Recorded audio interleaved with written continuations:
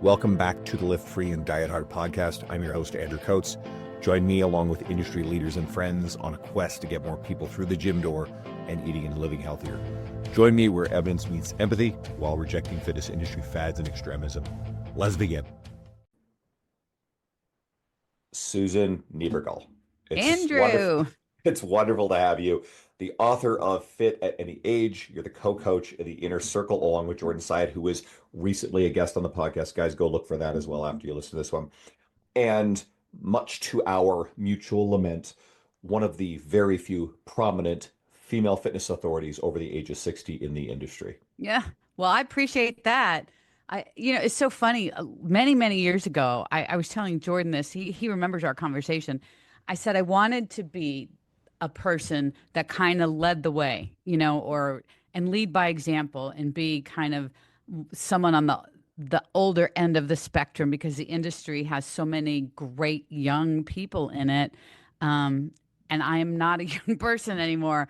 But one of my goals was to be able to show that you can do this at any age and make progress and reach your goals and, all the things. So I really appreciate you saying that. It means a lot. It's been a goal of mine to keep kind of being out front, only because of age, not because I'm any better than anybody else, but I'm just because I'm older than everybody else, And I love that you embrace it, whereas a lot of people would probably, not love to focus on that aspect of it. But again, I think it's a really important thing for us to see because now more than ever, a lot of the people in the industry are grabbing onto themes of longevity, metabolic health as we're getting older, and everything that comes around it.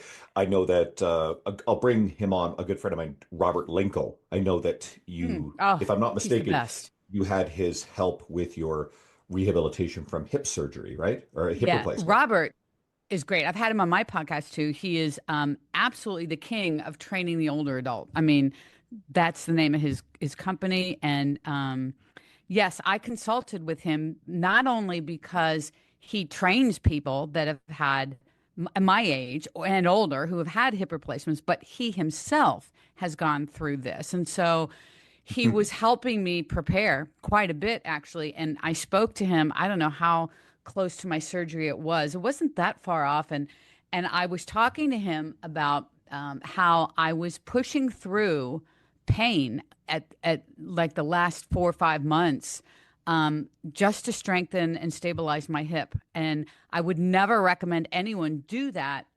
unless you're in a situation like, well, I'm not going to make anything worse because the joint's going to be gone. I can't screw it up, but it would be worth it on the other side. And he was the one person that just validated all of that. And he said, yes.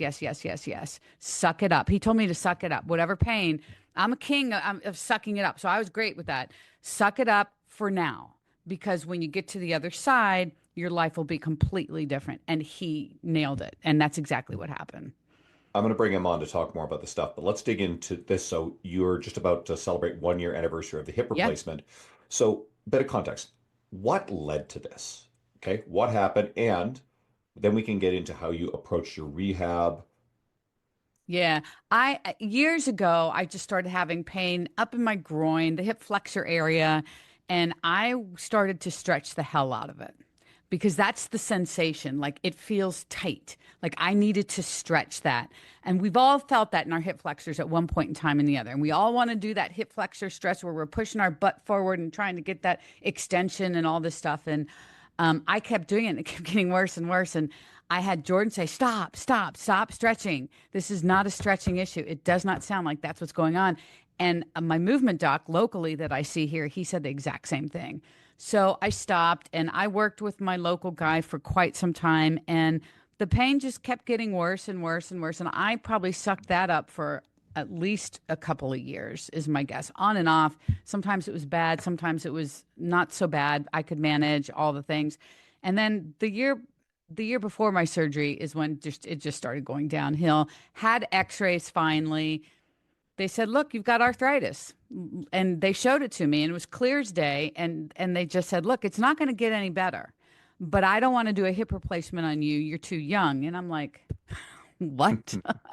And so we had to go back and forth over months about this. And I had a shot. I had a guided cortisone shot into the spot. It lasted 3 days, I think, of 100% pain free. And so I went back, it came back very quickly. And the doc said, well, because it helped you very quickly like that, but for a short period of time, that tells me it is in fact arthritis and not some soft tissue problem, whatever, blah, blah, blah. I can't do anything else. Let's schedule it. So I wasn't going to wait. I was going to fight that too, because I think that just made absolutely no sense to me whatsoever. So we scheduled it. My first surgery date, I got sick. And I'm like, are you kidding me? I couldn't do it. And so then we had to reschedule for 3 months later. And yeah, last March is when I had it. And yeah, it was a piece of cake. I think the easiest thing I've ever dealt with. I can't even tell you how easy this was for me. And I attribute all of it, every last bit of it, to everything I did prior to that. You know, Jordan and I met and talked about my programming. And for a solid year, I did nothing but single leg exercises. I mean, he may have thrown one or two random other exercises in there, but essentially, I trained single leg. I started with no weight on any of them, even though I could move some weight. Started with no weight, and I focused on learning to control my body, getting stability back, and slowly added weight. So by the end, to surgery, I was moving some pretty decent weight, but it felt awful. Mhm. You know, it felt awful, but I had gained a ton of strength. So is this a function of the strength of your nervous system, the quality of the blood flow and the vascularization of the tissue, your own metabolic health? Yeah. Yeah. You're pretty lean, so it's not like you have a lot of like Yeah. excess body fat, all these things. Yep. You're not walking around on a lot of extra weight. So all of these things made the recovery better Yeah. than what someone would have. Because I guess you're such an outlier on the bell curve for your age in Yes. terms of mobility, strength, metabolic health. So your, I guess, results would have been very atypical compared to, based on your digging into this, what would the experience be like for someone who is probably now the average for age for metabolic health? I mean, I think someone can still have some really great results with this. Um, I feel like movement is just king with this. Movement and working strength. However, that is within your ability, and where you are on the scheme of experience with lifting, even or whatever. But movement is the answer, because sitting around waiting for your surgery dates to happen is going to make everything a whole lot worse. And I think every doctor on the planet would say that. So I think yeah, I was pretty active beforehand. Absolutely. But I worked my ass off. I made a conscious decision that I was going to do this no matter how much it sucked. And it did. Some days a lot. But I knew I had, if I wanted my recovery to be what I wanted it to be on the other side, I needed to do what I did. And so I feel like anybody can put in the work at wherever, whatever level you're at. You know, maybe someone's not as advanced of a lifter as me, even though I don't really consider myself an advanced lifter, but whatever. I get it. It's all about movement and finding what you can do in the time you have between when they tell you you're going to have surgery and your surgery date. You know, anything's going to help. Anything's going to help. And this is also to say that a hip surgery is a lot different than a knee surgery, too. So anybody that has knee replacement, that's kind of a different ball game. Hips, most people recover really well with hips just generally, but the more that you can move and strengthen beforehand, you're just going to be ahead of the curve. What about the rehab process? What were the key parts of it? Um, so they bring somebody to your house like the first 2 weeks supposedly, and you're not supposed to really do anything except you're in bed and you drag your heels on the bed. And I started just doing that, and I'm like, what else can I do? I'm not going to sit here and do this for 2 weeks. And so they got me up and had me do partial squats on day three. You know, literally, I'm holding my drawer. I opened a drawer, my chest of drawers. I'm holding onto that, or I'm holding onto the sink, wherever I was. And I am literally doing a partial squat, a little bitty squat. You know, I'm starting to get, greasing the groove a little bit. They didn't want me to go, but to so low, and that wasn't very low at all. I started increasing my range of motion because it just everything felt normal to me. So little bit by little bit, I increased range of motion. They had me go up and down steps multiple times a day. And everyone's like, "How do you go up steps with a new hip?" And I don't think people understand the new hip really doesn't do much work when you go up and down steps at the beginning. They have the other side do it, but they have you get used to the motion again, but it's not bearing the weight of going up or down the steps. So I did a lot of that. I went outside and walked on my walker. I used a walker for 4 or 5 days, and then I went to a cane, and then I wasn't using anything. They just get you up and move so fast. Um, it's actually pretty incredible if you think. And I saw just recently kind of what they do during a hip replacement surgery, and I'm like, I'm glad I didn't know that at the time because it was not really fun to watch. And the saw and the things that they're cutting and all of, no, I don't need to know all that. But it was eye-opening to think that I just went through that and I'm walking and nothing hurt. I never had any pain. My leg felt like it weighed 5,000 pounds because of probably all the inflammation and fluid retention and all the rest, but nothing ever really hurt. And I'm able to move and whatever they told me to do, I did. And they gave me a list of things to do multiple times a day, 3, 4, 5 times a day. I'm doing it. I'm setting my clock. I'm doing it. And in between, I'm probably taking a nap at the beginning because I was just so fatigued from all the anesthesia and all of that. And then I started going to rehab. And they gave me stuff. They had me doing single leg RDLs right away. And, I'm not doing granted, I'm not doing a full range single leg RDL. I'm holding on for dear life too at the beginning, but I started that movement. And that to this day is the exercise that's still not the same as my left side. I'm still trying to work on stability with that one. But yeah, I just go to rehab 2 times a week. And then I kind of knew what to do from there. I went for about a month and then I've been doing it myself. How long before you're back to regular strength training with your hip? That's a great question. Probably I was back at the gym on day 12 and I went back to the gym just because I needed to get into the environment again. So literally I just walking around and doing my rehab stuff, and that led to, squats and stuff. So I'm thinking, I don't know, maybe a couple months before I'm back to training upper body. I could start training a little bit sooner, but even then I found it very uncomfortable to carry a pair of dumbbells over Mhm. to a bench and sit down on that bench. There's Mm. no way. There's no way. I tried that once. I'm like, I ain't doing this again. So I changed my upper body to all machines. Mm. So it was super easy to get in and out of. I didn't have to worry about sitting low, carrying weight, any of that. I didn't have to worry about any of that. So maybe month 3 or 4, I was able to. I have a film, and I remember sending it to Jordan of my very first back squat with just the bar. Um, and I hadn't had a bar in my back in over a year and a half, 2 years maybe, because I just stopped doing back squats and started focusing on single leg and all that. Um, I'll have to look back on the date of that photo or that video when that was, but that was pretty much it. I started with a goblet squat right before that to a really light goblet squat. What you said about the machines is practical. Anybody listening, whether or not you're dealing with something like a joint replacement, if you are dealing with any injured limb, I actually have a resource. It's on my website as an article, and it goes into not only the programming, but also the research behind training with an injured limb and how training the contralateral limb helps spare the muscle loss, the thickness, strength of the injured limb. Now, if you're dealing with something, as axial as your hip, that it's not as straightforward as just going back on day one after major surgery and upper body work.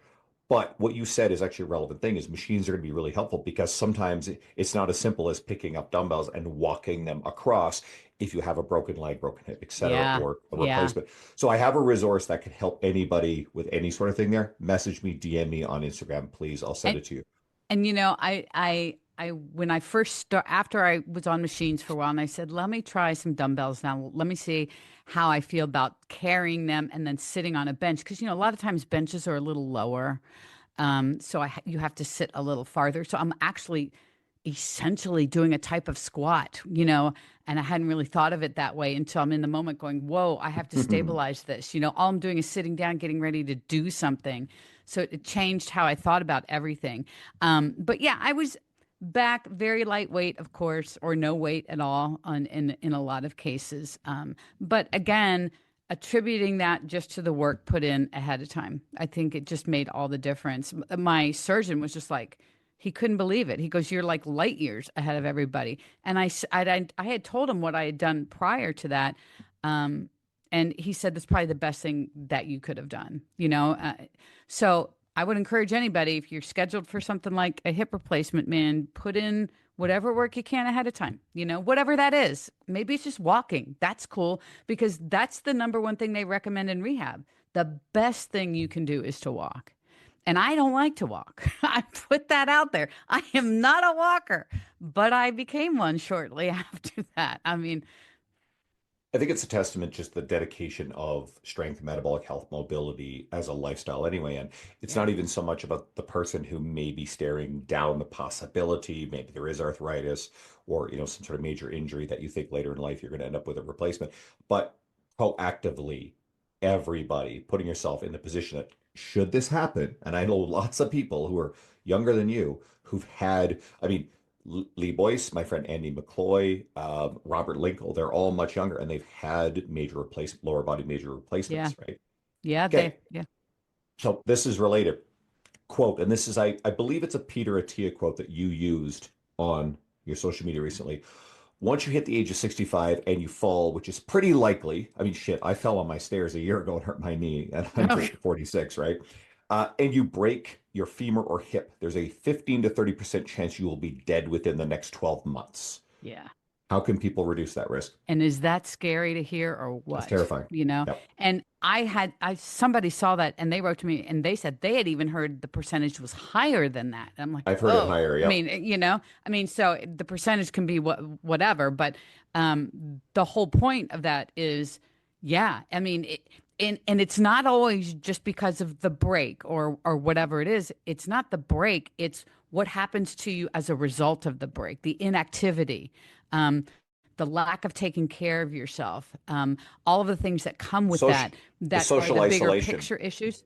the social Yeah. Oh, isolation. 100%. Yeah. Especially if you're elderly, you know, because I think of my mom. She fell. She didn't break anything, but she hit her head and she was never the same. Never the same after that fall. And so I've seen it. I've seen it firsthand. Everything just started drying up for her. And I feel like getting strong now, whether you're 30 years old, 40 years old, 50 years old, 60, so it doesn't matter. Just working on getting strong and keeping your mobility now will help with that. I mean, I think there's all kinds of research out there to show that, you know, that strength training is that's why it's so emphasized. We all emphasize it so much. And from my perspective, I emphasize it because I've seen what it's done for people as they age, for me as I've aged. And my goal to be able to keep doing this as I age. It's just too important. And I often put in a lot of my posts, I feel like it should be a requirement. I know we can never do that, but I feel like it should be to some degree a requirement. It's that important. I mean, there are other things that we need to add to this mix too, but it is that important for this very reason. Okay. So how does resistance training reduce the risk? Like what's going on? Take it deeper. Well, you know, you're strengthening, obviously you're building and strengthening muscle mass, which is what's going to help support you should you get tripped up, whatever. And I think we lose sight of that a lot. Having strong muscles, being able to sit down into a chair, being able to stand up from a chair, going up and down steps, getting off the floor, standing up from the floor, picking up grandkids, doing all these functional activities that make our life way more functional and enjoyable as we get older, you know. So building muscle is the key to all of this, right? And while you know everyone says you can't build muscle after a certain age, you know, I don't think that is true in any way, shape, or form. We're not going to build muscle like we did in our 30s, that's for sure. I don't think we need that kind of muscle, but we do need to constantly challenge our body and get strong. And along with that, I have also found that staying on top of mobility, getting your joints a little bit of a range of motion. So when you do fall, potentially, if you're mobile and you have a little bit more range of motion in your hip, maybe you're going to catch yourself because you have that range of motion to come and stop, right? Um, which I'm hoping that's going to be for me with this new hip now, and I'm working on mobility on this hip like crazy because I want to keep being mobile as I get older. But I really feel like that's key with strength training is just increasing your mobility as well.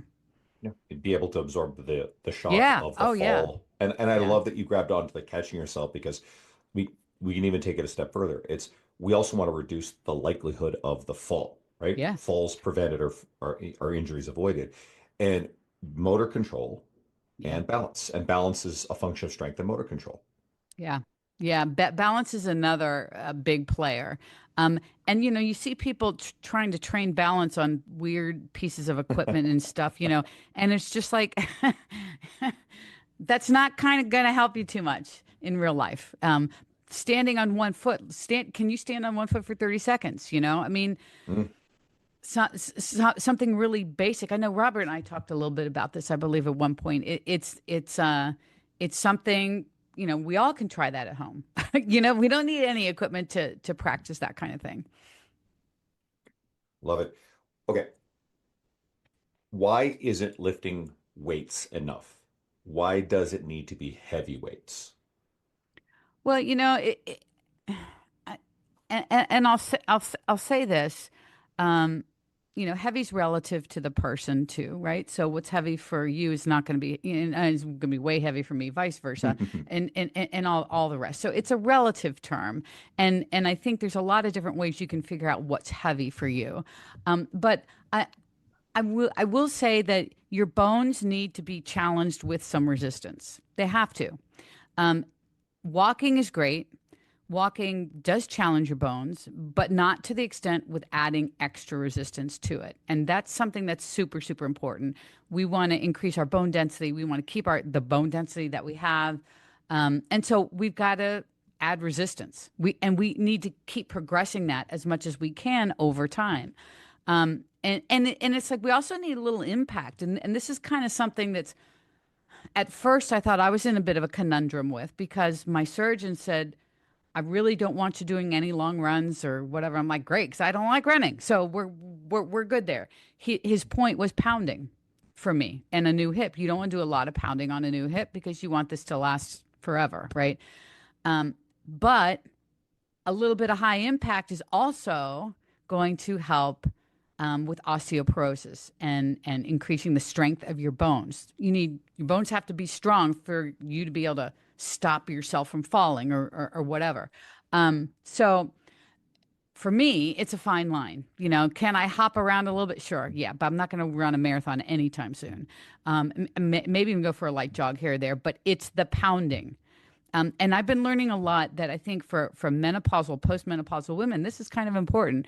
Maybe one day a week, you do even just a little hop in place. You don't have to like do these whole big, huge jumps and box jumps and things like that. Little jumping about in place. Just give your bones a little bit of impact. That's how they get stronger too. So it's kind of both. And it's the elasticity of tendons. Yeah. Your Achilles tendon is a big part of it. So to your point about, yes, the hip is absorbing some impact. But, to me, I would think, well, if we've got weaker muscles, weaker bones, weaker tendons, and they're not used to this sort of stuff, logically speaking, I would expect that the hip would actually experience more impact over time versus if you had strong muscles, strong joints, strong bones, that would actually, take a lot of the impact over time. I Yeah. mean, that's logically how I would look at it. Yeah, you and me both, and it will all of that will support the joint. Strong muscles, tendons, ligaments, all that's going to support your joint.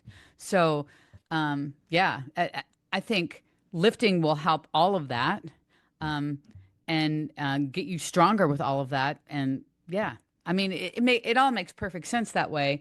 Um, but it's still interesting to find people my age bracket, my generation, whatever you want to call it, that aren't lifting. It's not part of their, I don't know. I want to say that it hasn't been part of their life, For decades, they've been cardioing it all. And so they haven't lifted. The amount of people that contact me and say they're new to lifting and they're in their 60s is mind-boggling to me. Um, but I, What s- but I see why, because I'm one of those people. Like I'm part of that crew. I'm part of that group. I know what we grew up with. And so it's a matter of we have to let go of old stuff and open our brain and our mind up to some stuff that's maybe newer to us. I just did it 10 years before them. what switch flipped from the conversation you've had with those people in their 60s and they're just starting? What was their impetus to change? Some of it I don't know, but because it's usually just in a casual DM kind of thing. But for many of them, it's a health related issue. Whether it's obesity, and now, to the credit of this industry, we're talking about this more. We're talking about my population more than we were even 10 years ago, or 15, 20 years ago. And so I feel like with there being more talk about it, more examples of it, social media, more access to things. I think it's all kind of my generation is kind of like, oh, okay, I see it now. Um, and the cool part about it all is that you can still make meaningful changes, however old you are, however late you're to the party, you can still make changes. And that's the message I try to convey to everybody that I chat with is just like, look, yeah, would it have been great for all of us to do this when we were in our 20s and 30s? Oh, 100%. Yes, yes, yes. And for anybody out there that's listening right now that is in their 20s and 30s, look, this all applies to you. All of this. Because if you start doing this stuff now, even though you think 60 is so far away you can't even smell it, let me tell you something. If you start doing this stuff now, by the time you're my age, and I'm 64, by the time you're my age, you are light years ahead of me. I mean, you talk about leading the way. I mean, it's gonna be fabulous for you. So this is not only an old person conversation, it applies to youngsters too. Do you think that younger people doing this is rubbing off on their parents? The parents be between the various media images of, I think it's Joan, right? Train with Joan is Yeah, she's wonderful. she's the really Yeah, well-known figure in that yeah, space. Maybe they're seeing a bit more of that. yeah. And maybe it's celebrities who are, incorporating fitness as they get older, whatever. And then all of a sudden the kids, their adult children are also dedicated to fitness. Do you think that has a positive influence? And is that a motivational button you would push with someone who's in their 30s and 40s to say maybe this will rub off on your folks you're worried about? Yeah, I would definitely go down that road with somebody in that age bracket. And yes, I do think it can play a role without a doubt.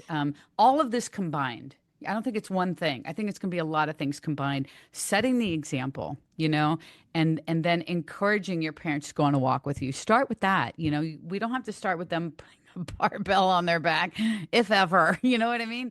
But just have them start to walk. Get used to movement, because that's kind of the baseline here is just move. Start with that, get comfortable with that, enjoy that, especially when the weather's nice. Do that with them.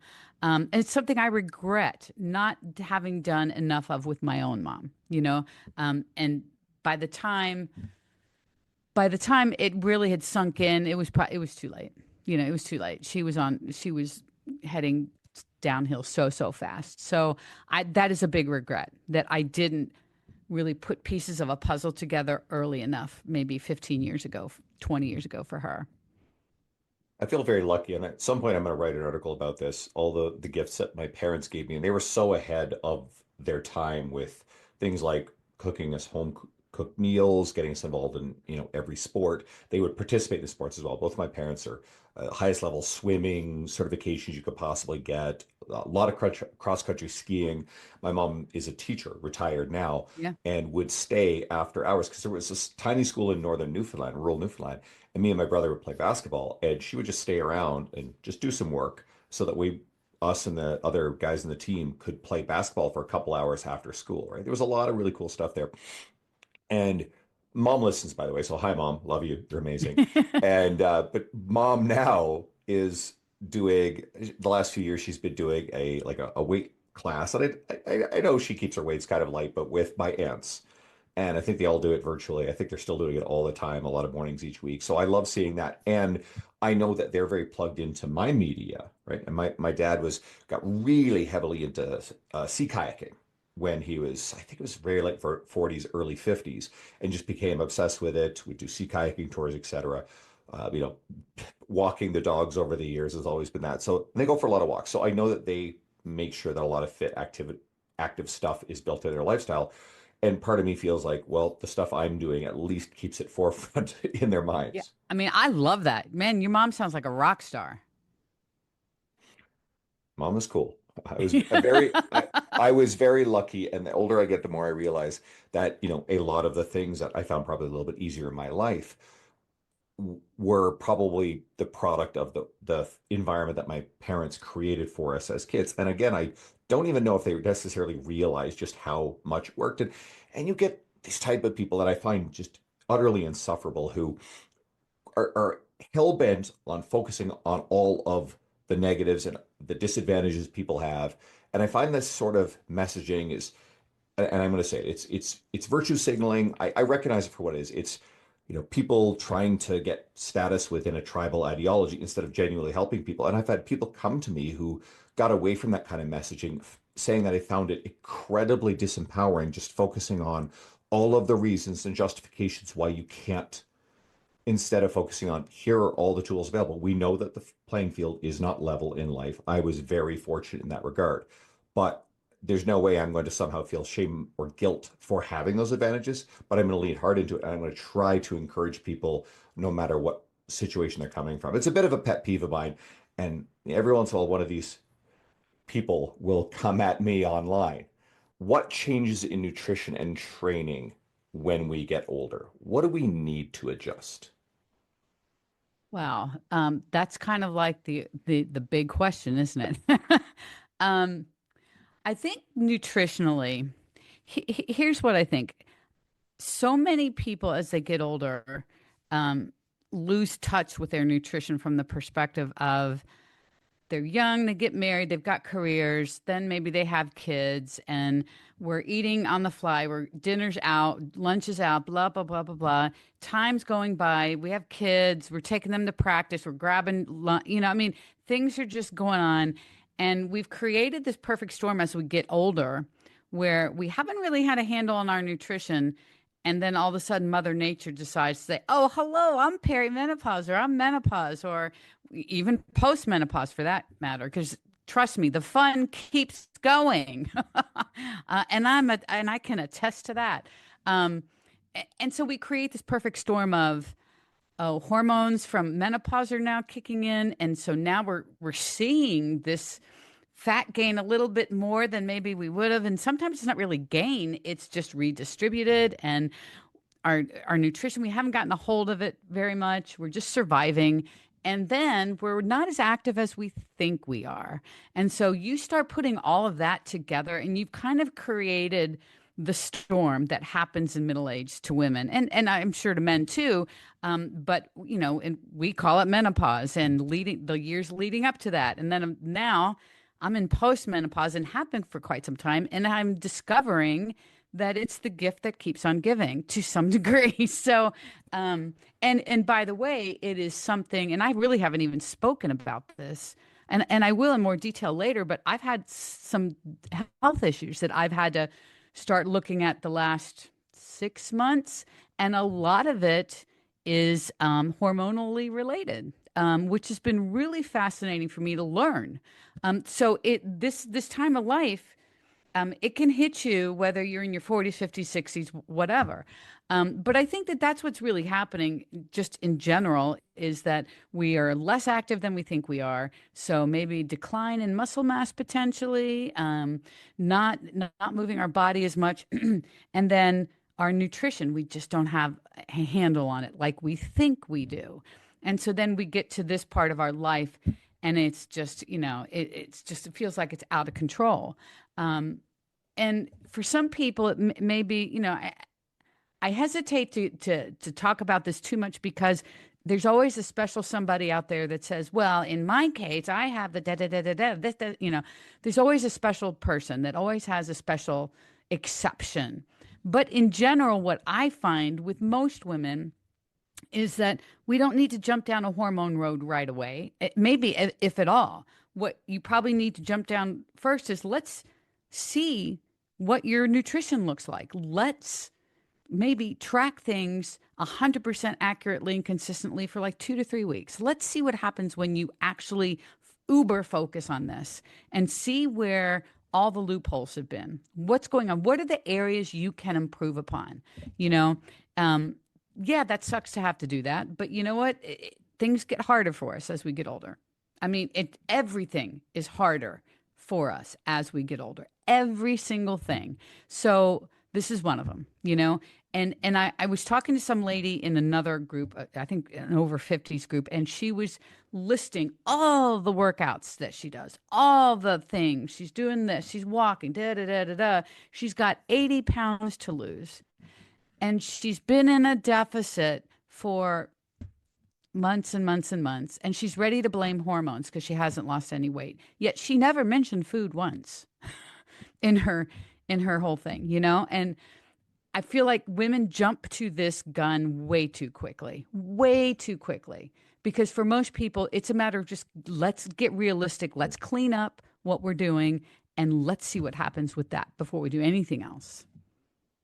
I waffle on this one where I hear language like coaches talking about balancing hormones. And Yeah. it's a number one, it's charlatanic language. It's Yeah. grifting. But I also try to pause and think, okay, there are probably, and I look for other cues because there are probably people who otherwise it's very evidence-based and they're using marketing-based language. Now, there's some people who are going to outright object to that stuff.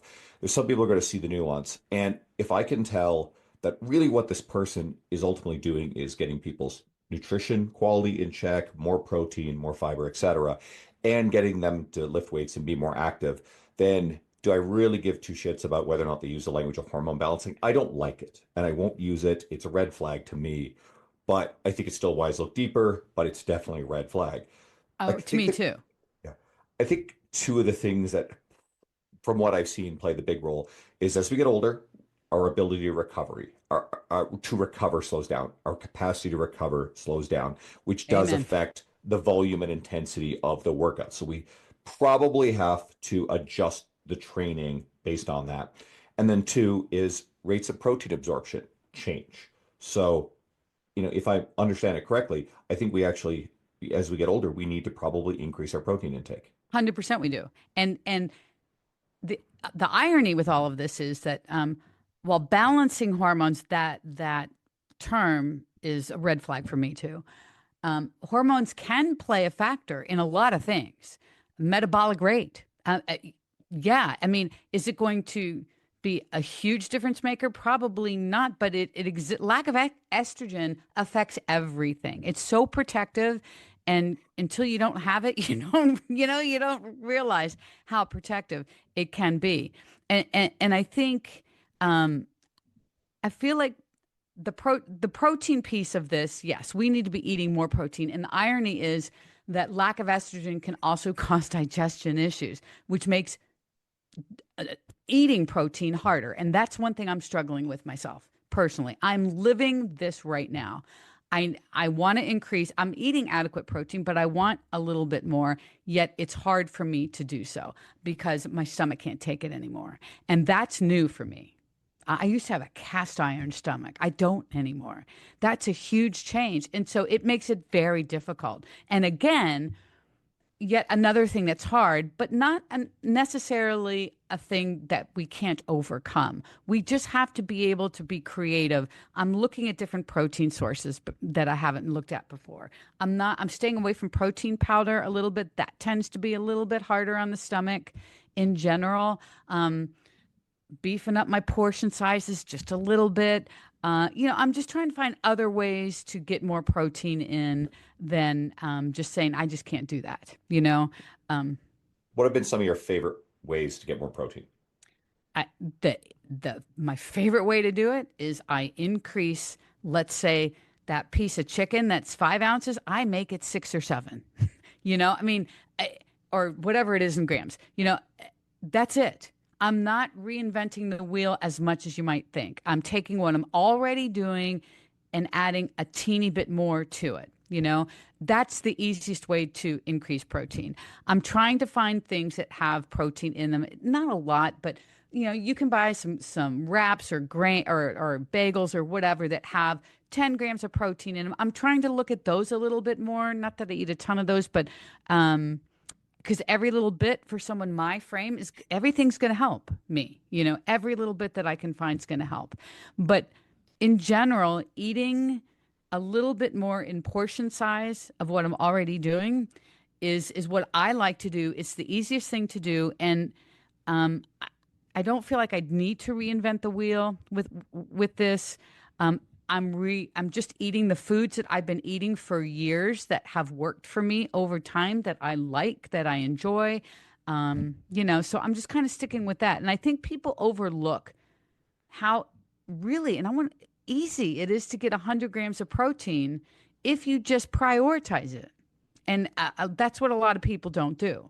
They say, I can't get 100 grams of protein. I'm like, well, you're not even sitting down and trying to figure out, okay, how am I going to get my protein for 3 meals a day? How am I going to do this? You're winging it from meal to meal and hoping that by the end of the day, all the numbers match up, instead of sitting down today and plan out your nutrition for tomorrow. Build all your meals around protein, because that's how you're going to do it, right? And once you do that a couple times, you start figuring all this stuff out and it becomes way, way, way easier. But it's prioritizing it, making protein your priority, and then giving yourself a bare minimum. Set the bar as a minimum and you hit that bar or you go higher. That's what I'm trying to do. What are your thoughts on things like Greek yogurt, low-fat cottage cheese, Yeah. chia seeds, all these sort I, of things? I do. I Here, do all of that. I do basil seeds right now because I have just so many of them. I need to get rid of them. So I'm doing the basil seed thing. That's actually that's killing a couple birds with one stone here too. It's helping digestion. It's helping with fiber intake. All of that. So, and I'm new to that. I'm not a fan of them. I'll be really honest. I don't like the texture. But I'm doing it, I'm doing it because I know that it's been benefiting me. I'm a big Greek yogurt person. I've been away from cottage cheese. Somebody reminded me of it yesterday. And I'm like, yeah, you know what? I need to bring that back into a rotation. I love ground turkey. I do a lot of ground turkey. In the middle of the day, I'll cook a bunch of that up. I like to cook a bunch of chicken up and literally prep protein and then just have options. Then you can play with your options. But prepping protein is another way of prioritizing it and having it ready. But Greek one, yogurt, cottage cheese, the best. I cannot do the texture of cottage cheese. Holy shit. I'm Yeah. Canadian and I think poutine is one of the most disgusting So things ever. what is poutine? It's gross. It's this French Canadian concoction that got super popular. And I'm going to be uncharitable. It's soggy fries drowned in gravy, which I also think is awful. Like, there are going to be people mad at me hearing this. And then, like, gobs of cheese curds. Again, gross. So Sounds that's heavy. it is heavy. Anyway, I think it's revolting, but a lot of people love it. It's a very high calorie food. So, to each their own. It's probably one of the reasons why I can stay lean is because I don't gravitate towards things like that. Yeah. Uh, shoot, I was gonna say, crap, the cottage cheese. Oh, eggs. We get stuck in this idea that eggs are for breakfast. Sometimes I will take 4 eggs, scramble them on the stove. It doesn't take very long. It's super easy. In the evening, let's say if I don't have a meal prepped otherwise, I'm a big fan of eggs. And sometimes it's Yeah. just the functional fixedness of thinking, wait a minute, like I can have those. And yes, I know that right now there's a whole bunch of stuff about eggs being more expensive, especially in the US, complicated geopolitical stuff. Not even going to go there, but I still find that eggs are really convenient and obviously they're very nutritious. Yeah, I just had eggs at lunch today, actually. And I'll do like 2 eggs and I'll add a bunch of liquid egg whites. And Mm. I threw it in the pan with spinach. I had some ground turkey I added to that. Did that in a Dave's bagel that had 12 grams of protein in or something like that. So I mean, I'm proteining my way through the day. This is pretty typical. of what I eat during the middle of the day. But yeah, I feel like lots of ways to get protein. It just I don't think people prioritize it enough. I like to start every meal with a base of protein. And I think if you go in with that attitude, I mean, Yeah, again, growing up like having like craft dinner for lunch on occasion, and guess what? Craft dinner is great stuff, but maybe it means, and I'm going to say this almost in a black and white sort of sense, no more meals that aren't based on protein, right? yeah. Like make sure that some source of protein, whatever you like, lots of options, is the foundation of all of your meals. Okay. I think that is absolute truth. Yeah. You have to build your meals around protein. Everybody can follow you at Susan Niebergall Fitness on Yep. Instagram. Any other resources you want to direct people to? YouTube, Susan Niebergall Fitness, have a lot of resources there. My book, Fit at Any Age, is never too late. Just a story, my story, basically, of changing the trajectory of my life, essentially, in my 50s, from a physical standpoint, mental and career, everything, and how I did it. Yeah, and I have a podcast as well, the Strong and Lean at Any Age podcast, and I've taken a hiatus from it because I've been dealing with these health issues, but it's coming back. I'm about ready to hit it back now. So I needed a hiatus for the podcast to sort out the direction of it. And so I think it's probably about the last, I don't know if it's certainly more than 10 episodes where I've had, again, Jordan Syatt's been back, Dr. Mike Israetel's been on, and conversations for the end user. But before that, you've been on a guest on, I think it's at least twice, and someone's got to do a bit of scrolling. But if they're interested in more of the career side of your story, I've had you on. We've actually talked a yeah, lot about that. So there is some great yeah, stuff back there, guys. Go back if you want to dig into more Susan's stuff. If you I've had a found lot this of great episode, guests. been very lucky. In my travels, I've had a lot of incredible people in my world. So, and the plan is going forward, I will continue to have industry leaders. I will definitely be bringing Robert Linkle on in I would say the first half of 2025. He's incredible. So look out for that, guys. But if you're finding this episode first time through Susan's media, I would love to have you stick around. Obviously, Jordan's site was recent. I know if you're a fan of Susan's, you're probably locked in on Jordan as well. Check out the other episodes, and I would love to have you. And I would love to hear your feedback. Please shoot me a message on Instagram. I'm easy to get a hold of. I respond to everything, and I want to hear what you think so far. And who knows, maybe you can even, I've got a long list of people already lined up, but you can also ask me. And one of the reasons I was able to get Jordan, because Jordan had said, quite a while ago, he was doing 4 or 5 podcasts a day for what seemed like a few years, and he just cut it off, and he's politely just kind of focused on his family. But I put up a poll, and some people had tagged Jordan in it on Instagram. And so he responded to me right away. He's like, yeah, man, absolutely. I'll come on for you. So I was lucky to get him back. So, guys, go check that Absolutely. out. Message me. Go support Susan. Go follow her if you aren't already. And stay tuned for next week.